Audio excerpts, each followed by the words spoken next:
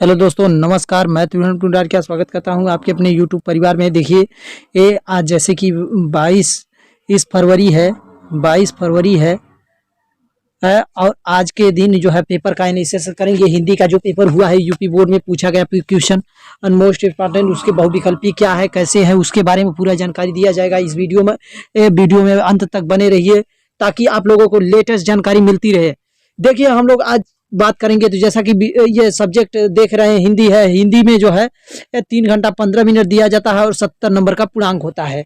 और इसमें से ध्यान दीजिएगा 20 नंबर का क्या होता है, ओ एम आर सीट पर लिखने के लिए बोला जाता है, जो कि ऑप्शनल होता है, बहुविकल्पी होता है। ये जो है पिछले गत वर्षों से नई विधि लॉन्च की गई है, बनाई गई है। तो देखिए, हम लोग जो है चर्चा करेंगे।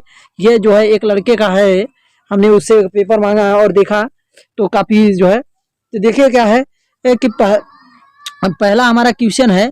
पहला क्वेश्चन है शुक्लयुग के लेखक नहीं है। इनमें से शुक्लयुग के लेखक कौन नहीं है? तो देखिए, ये जो है इसमें से क्या हो जाएगा, जयशंकर प्रसाद जी छायावादी युग के लेखक हैं, इसलिए ये जो है शुक्ल युग के लेखक नहीं है। ये ऑप्शन नंबर हमारा ए वाला सही था।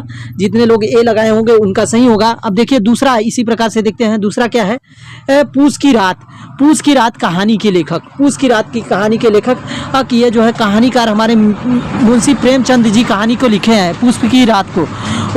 अब इसी प्रकार से हम जो है नेक्स्ट देखते हैं। मोबाइल स्क्रीन पे आ चुका है दोस्तों।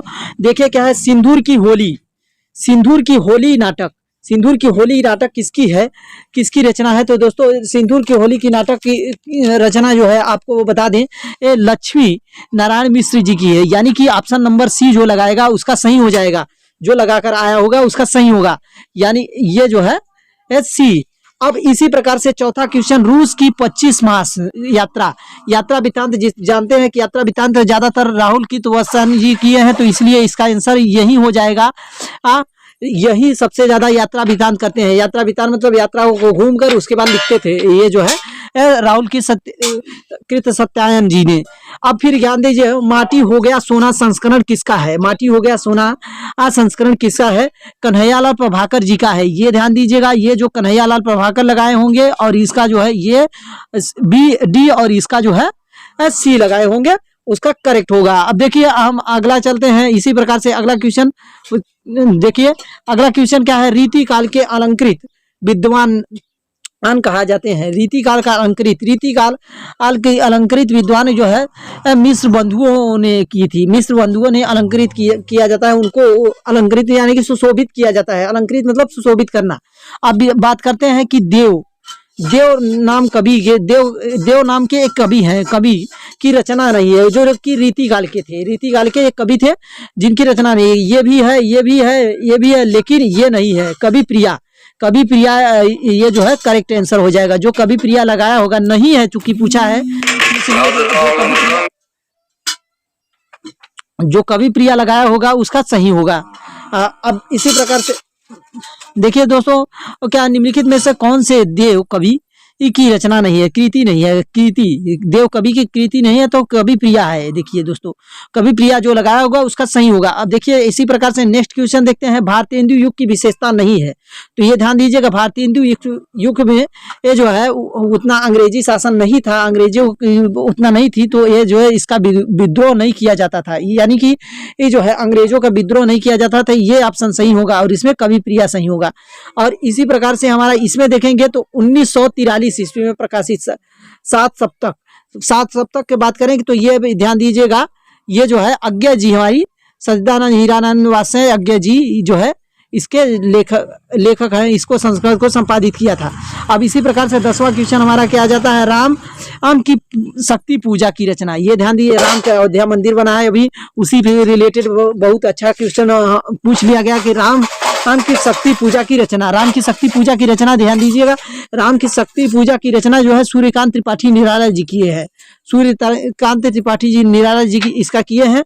अब इसी प्रकार से 11वां क्वेश्चन हमारा आता है क्या है, हाँ, ये जो है हाथी जैसी देह है, गेंडा जैसा खाल, तरबूज सी खोपड़ी, तरबूजे ए से गाल, तरबूज सी खोपड़ी, खरबूजे से गाल, तो ये ध्यान दीजिएगा, इसमें आपको पढ़ने में थोड़ा सा उटपटा नहीं लग रहा है, मजाक जैसा लग रहा है, तो ये जो है हास्य रस है, इसलिए मजाक जैसा लग रहा था, तो ये ऑप्शन इसका हो जाएगा हास्य रस।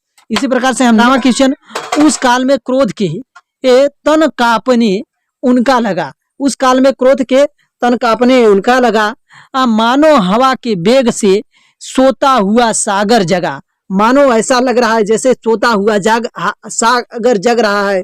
तो यहाँ पे जहाँ उपमेय उपमा की विशेषता बताई जाए वहाँ उत्प्रेक्षा अलंकार होता है, तो यानी कि ऑप्शन नंबर सी हो जाएगा। यहाँ उपमेय एक दूसरे की क्या है विशेषता बताई जाती है, तो उसको कहते हैं उत्प्रेक्षा अलंकार। तो यानी कि ये जो है इस एक दूसरे की विशेषता बताई जा रही है, तो उत्प्रेक्षा अलंकार करेक्ट आंसर हो जाएगा। अब इसी प्रकार से जो सुमिरत सिद्ध होई गणनायक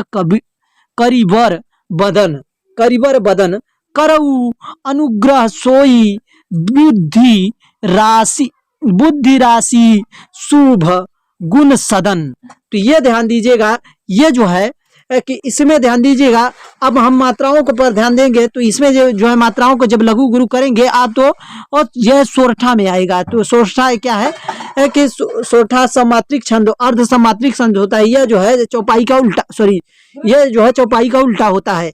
तो इसी प्रकार से हमारा नेक्स्ट क्वेश्चन देखिए, नेक्स्ट क्वेश्चन 14 नंबर क्वेश्चन देखिए। 14 नंबर क्वेश्चन बड़ा अच्छा प्यारा सा क्वेश्चन हमारे कंप्यूटर स्क्रीन पे आ चुका है। तो देखिए ये आ चुका है कंप्यूटर स्क्रीन पे। तो बड़ा प्यारा सा क्वेश्चन हमारा आ गया है कंप्यूटर स्क्रीन पे। अनु का उपसर्ग नहीं है, नहीं की बात ध्यान देना है। उपसर्ग सब है, लेकिन इसमें से कौन नहीं है, तो अनुत्तीर्ण जो है नहीं है। ये अन का है, इसमें अनुत्तीर्ण, अन धन करोगे उत्तीर्ण को तो अनुत्तीर्ण बनता है। तो अनुत्तीर्ण क्या है, अन का उपसर्ग है, अनु का नहीं है, इसलिए ये जो है इसका ऑप्शन सी करेक्ट हो जाएगा। अब इसी प्रकार से देखिए नीलकंठ समस्त पद में प्रयुक्त समास है। नीलकंठ, नीला है जिसका कंठ नीला है, उसको वो क्या कहते हैं, अर्थात भगवान शंकर जी। और भगवान शंकर जी जिसमें जो है किसी की वो जो है उपेक्षा की जाए, किसी के बारे में बताया जाए, उसको कहते हैं बहुव्रीहि समास। तो ये जो है बहुव्रीहि समास ऑप्शन नंबर करेक्ट हो जाएगा। अब इसी प्रकार से बादल की पर्यायवाची नहीं है, ये ध्यान दीजिएगा। बादल की पर्यायवाची नीरद है, अंबुज है, जलद है, अम्बुद है, लेकिन जलज नहीं है। जलज किसका है, कमल का है, कमल का। जलज कमल का पर्यायवाची है, तो इसलिए ये करेक्ट आंसर हो जाएगा हमारा डी नंबर। देखिए अब हम देखिए अगला करते हैं, क्या है इसमें ध्यान दीजिएगा। युष्मद सर्वनाम की तृतीया एक वचन रूप को ध्यान देना है। तो तृतीया एक वचन इसका जो है तृतीय वचन में जाएंगे, तो यहाँ पे या त्वा ऑप्शन सही हो जाएगा। अब इसी प्रकार से हमारा देखिए दूसरा क्या है, आंधी आई और हम घर भागने लगे।